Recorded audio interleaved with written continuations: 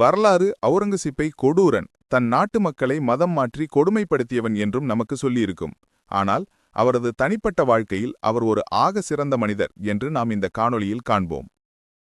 அவுரங்கசீப் தன் 11 வயதை எட்டியத்திலிருந்து உணர்ச்சிகளுக்கு அவர் இடம் கொடுக்கவில்லை. மது, மாது போன்ற விஷயங்களில் அவர் மனதை செலுத்தவில்லை. தன் இறுதி மூச்சு வரை மதுவை தொடவே இல்லை என்பது குறிப்பிடத்தக்கது. ஒரு மன்னரிடம் இருக்க வேண்டிய பண்பு அதிகமாவே இருந்தது.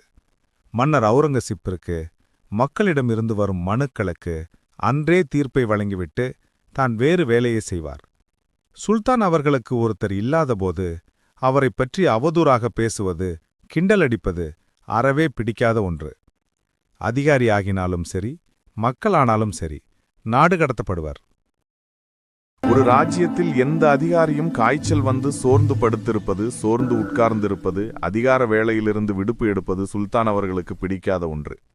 ஒரு அரசன் மக்களுக்காக அயராது உழைக்க வேண்டும் என்பது அவுரங்கசீப்பின் அழிக்கப்படாத நியதி.